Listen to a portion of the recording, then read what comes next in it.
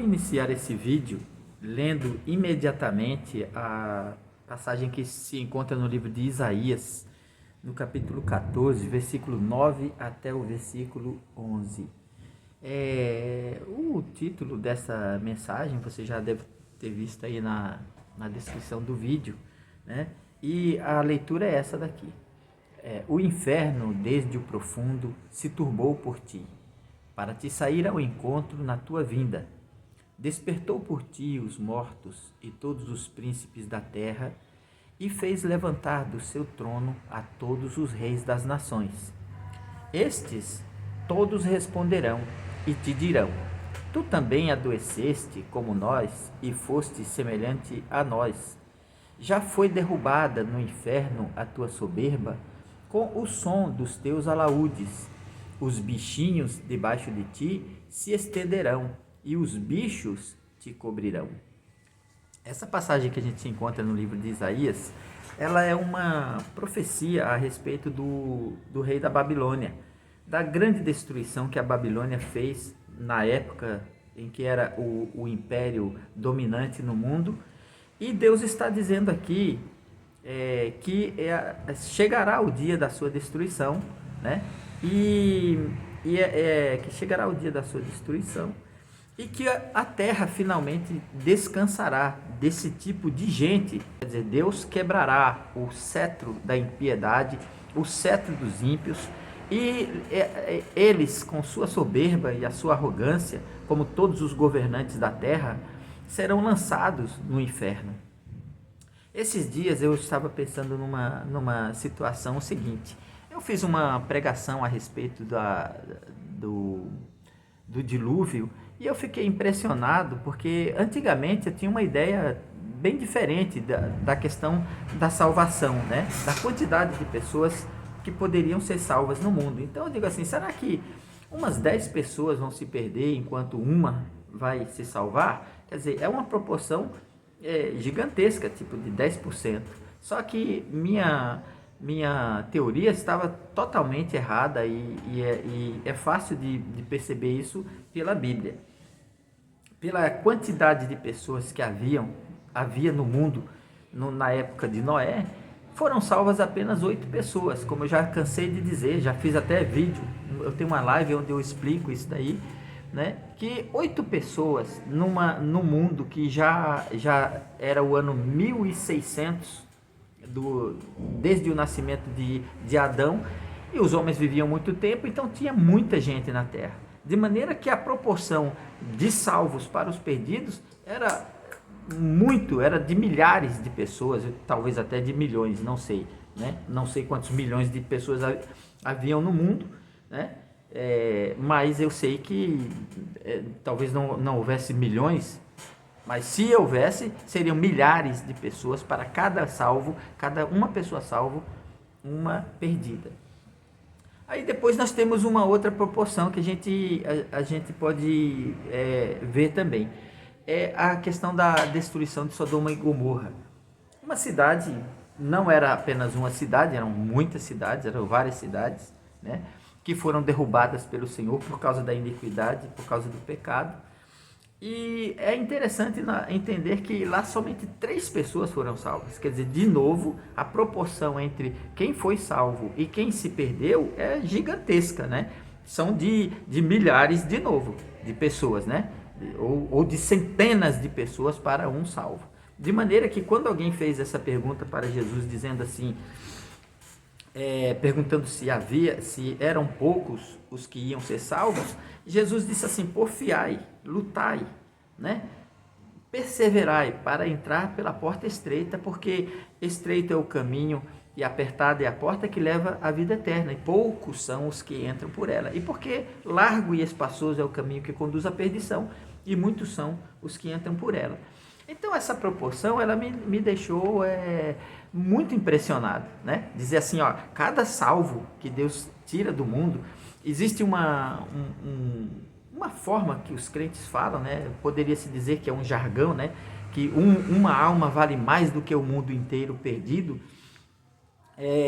Mesmo que seja uma coisa meio sem sentido, a verdade é que para cada alma que vai ser salva, milhares ou talvez milhões de pessoas vão ser lançadas no fogo do inferno. Aí eu digo assim, nós temos que continuar pregando o Evangelho, apesar de tudo, de todas as circunstâncias contrárias a isso, né?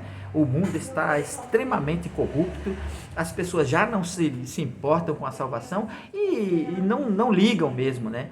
Às vezes eu estou vendendo um produto, eu tenho loja de bolsas e roupa e muitas coisas assim, a gente está vendendo um produto e a pessoa, uma roupa, uma coisa que vai durar 1 ano, 2 anos, aí a gente diz, é R$50, é 40, é 30, e acham caro. Eu digo assim, mas você sabe quanto custa um sanduíche no McDonald's? Você sabe quanto custa uma pizza?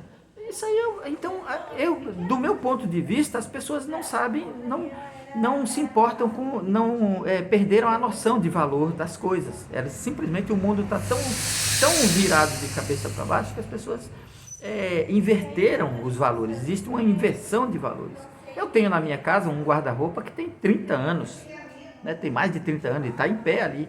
Eu tenho um paletó que eu mostrei para um blusão de inverno que eu tenho ali, que faz 35 anos e ele está do mesmo jeito.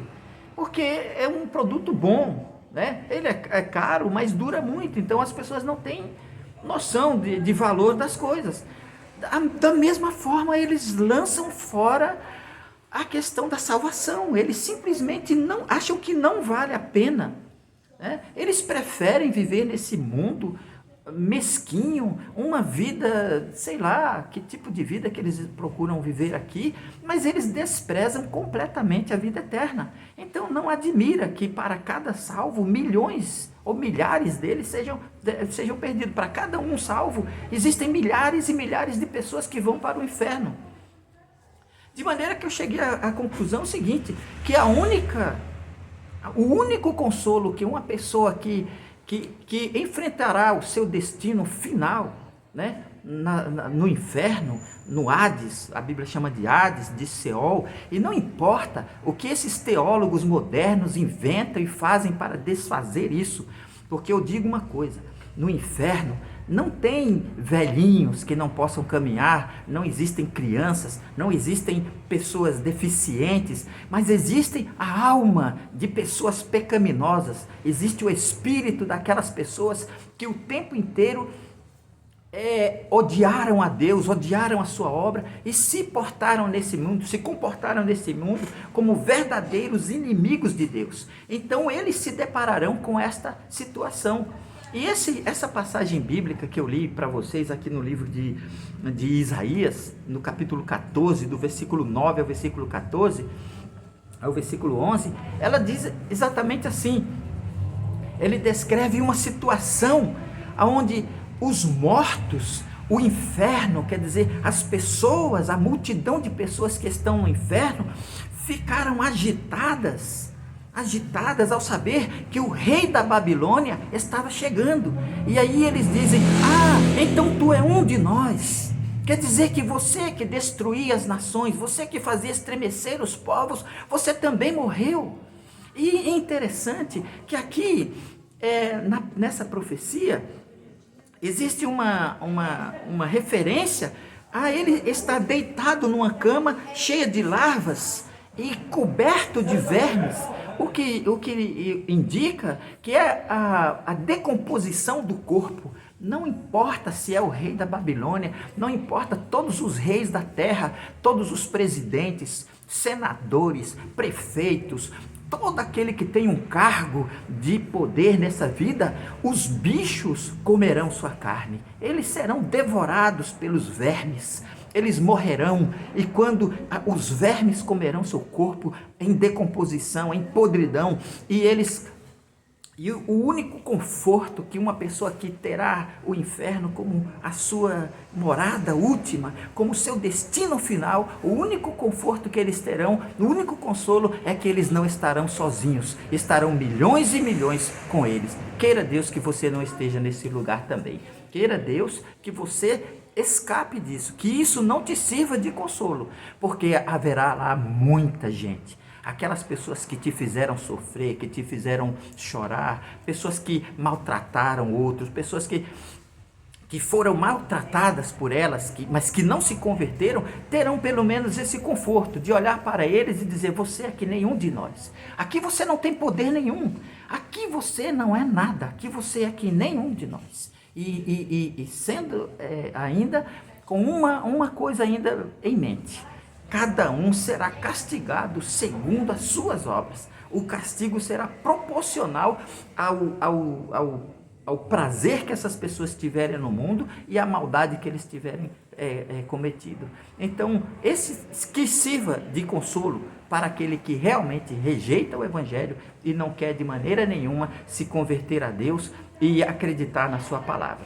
Então, deixo aqui esta pequena meditação, porque eu acredito que é muito importante. O Evangelho precisa continuar sendo pregado e estamos aqui para fazer isso mesmo. Que Deus te ajude, te guarde, te abençoe em nome de Jesus Cristo, e que não sirva isso de consolo para você, mas daqueles que decidiram viver nesse mundo como inimigos de Deus, que sirva de consolo para eles, porque é para lá que irão todos aqueles que serão derrotados por Jesus Cristo, que será eternamente o Rei dos Reis e o Rei e o Senhor dos Senhores. Que Deus os abençoe e guarde em nome de Jesus Cristo. Amém.